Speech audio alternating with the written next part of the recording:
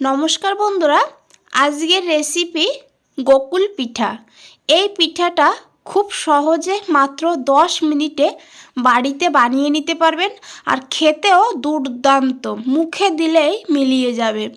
আর কোনো রকম চালের গুঁড়ো ছাড়াই খুব সহজে ঝটপট বাড়িতে বানিয়ে নিন। চলুন তাহলে রেসিপিটা দেখে নেওয়া যাক। আর দেখে বুঝতেই পারছেন গোকুল পিঠাটা কতটা মাখো মাখো হয়েছে। চলুন তাহলে রেসিপিটা শুরু করা যাক। প্রথমেই এখানে দেখুন নিয়েছি হাফ মালা নারকেল কোড়া। আপনারা বেশি করে বানাতে চাইলে তাহলে নারকেলের পরিমাণটা বেশি নিয়ে নেবেন। আর এখানে দিয়ে দিয়েছি গুড়। এখানে আমি খেজুরের না, আখের গুড় নিয়েছি। আখের গুড়ের সঙ্গেও দুর্দান্ত লাগে খেতে। যাদের কাছে খেজুরের গুড় থাকবে না তারা কিন্তু এইভাবে বানিয়ে নিতে পারবেন আখের গুড় দিয়ে। আর তার সঙ্গে দিয়ে দিয়েছি 1/4 কাপ দুধ। দুধটাকে দিয়ে এখন এইভাবে নাড়তে হবে। মোটামুটি এখানে 10 মিনিট মতন নাড়াচাড়া করার পরে দেখবেন এটা একটু আঠালো ভাব চলে আসবে। আর গ্যাসের ফ্লেমটা অবশ্যই এই সময় লোতে রাখবেন, না হলে নারকেলটা নিচের থেকে পুড়ে যাবে। আর দেখুন বন্ধুরা, এখানে 10 মিনিট মতন হয়ে গিয়েছে লো ফ্লেমে। এই নারকেলটাকে অনবরতই নাড়তে হবে।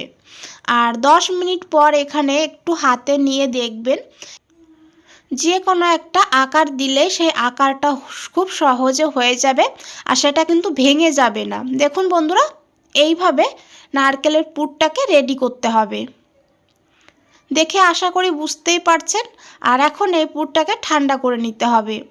এইদিকে নিয়েছি সুজি, হাফ কাপ সুজি। হাফ মালা নারকেলের জন্য হাফ কাপ সুজি যথেষ্ট।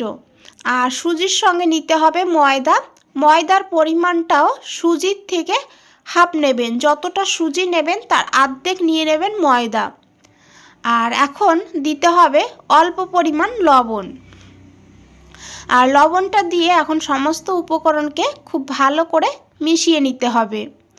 ময়দা সুজি যেন খুব ভালোভাবে মিশে যায়, এইভাবে মিশাতে মিশাতে। দেখুন বন্ধুরা, মিশিয়ে নেওয়ার পর এখানে দিয়ে দিতে হবে জল। এখানে চাইলে আপনারা দুধও দিতে পারেন। এখানে আমি নিয়েছি জল। জলটা নর্মালি নিতে হবে। আর হাফ কাপে জল দিয়ে দিয়েছি। আর জলটা দিয়ে এখন খুব ভালো করে মিশিয়ে নিতে হবে। আর দেখুন বন্ধুরা, মিশিয়ে নেওয়ার পর এখন ঢাকা দিয়ে 6 থেকে 7 মিনিট সুজিটাকে রেস্টে রাখতে হবে। আর এদিকে পুরটাও ঠান্ডা হয়ে গিয়েছে, হালকা গরম আছে। এখন এখান থেকে কিছুটা নিয়ে নিতে হবে। এইভাবে অল্প করেই নিতে হবে। আর নেওয়ার পর এইভাবে হাত দিয়ে চপের মতন বানিয়ে নিতে হবে। আশা করছি দেখে বুঝতেই পারছেন। আপনারা চাইলে 2 হাত দিয়েও বানিয়ে নিতে পারেন। আমি দেখুন 1 হাত দিয়েই বানিয়ে নিয়েছি সবগুলো। আর এদিকে দেখুন 7 মিনিট হয়ে গিয়েছে। আর সুজিটাও বেশ ফুলে ডবল হয়ে গিয়েছে। আর সুজিতে যতটা জল দিয়েছিলাম পুরোটা জলই টেনে গেছে।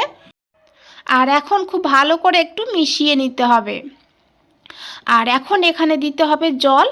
হাফ কাপ জল নিয়েছি, আমি দেখিয়ে দেবো কতটা জল লেগেছে আর কতটা এটা ঘন রাখতে হবে। আর কিছুটা জল দিয়ে খুব ভালো করে মিশিয়ে নিতে হবে।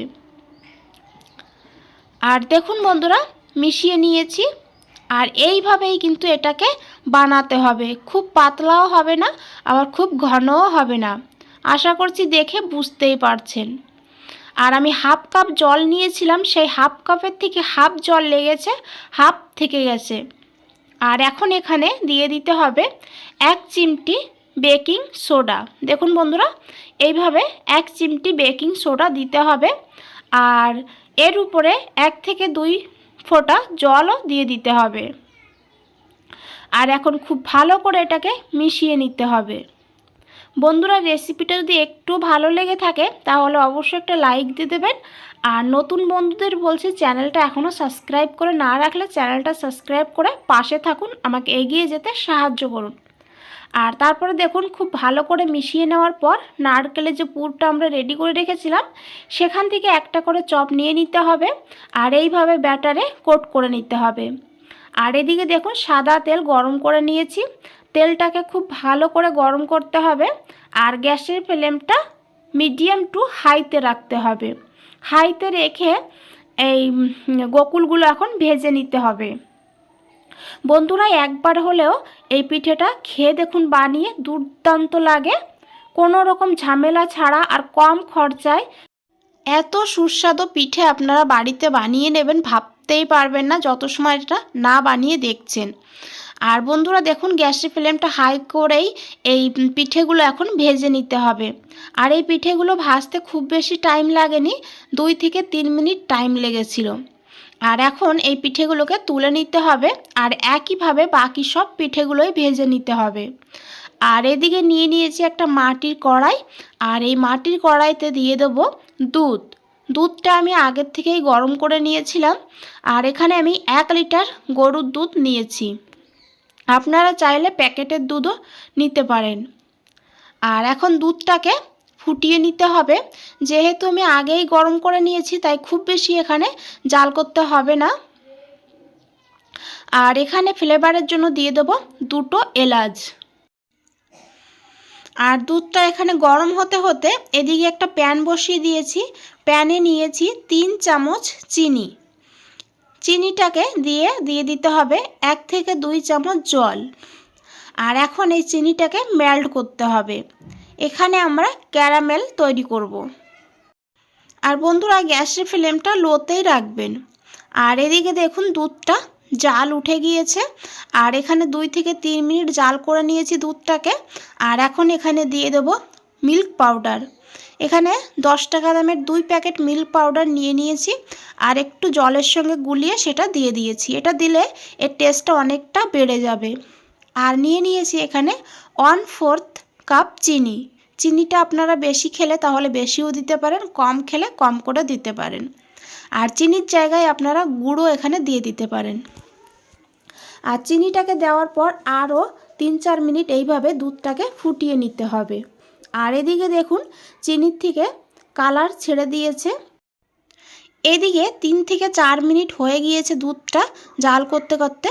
আর খুব বেশি গাঢ় করব না এখানে দুধ, তাহলে আবার এই পিঠাতে ঢুকবে না। আর এখন একটা একটা করে পিঠা দিয়ে দিতে হবে।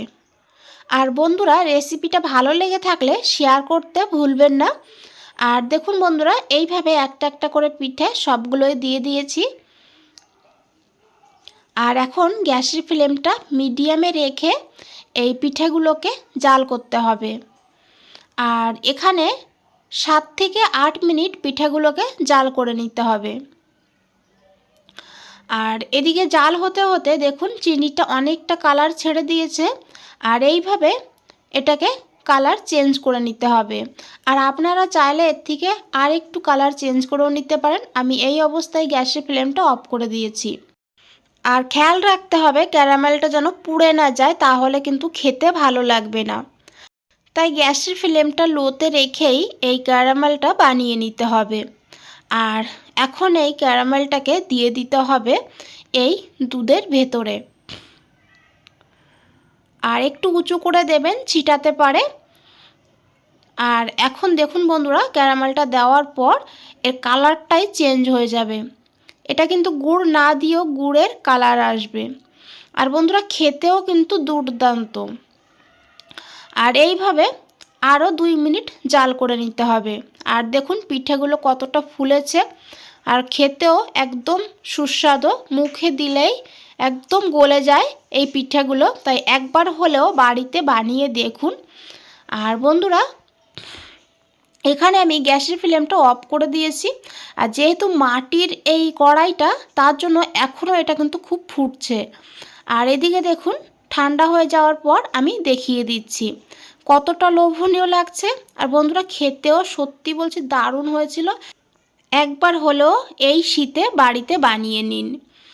আর বন্ধুরা আজ তাহলে এই পর্যন্তই, ফিরে আসছি নতুন কোনো রেসিপি নিয়ে। আপনাদের এই সময়টুকু দেওয়ার জন্য অনেক অনেক ধন্যবাদ। ভালো থাকবেন, সুস্থ থাকবেন, ধন্যবাদ।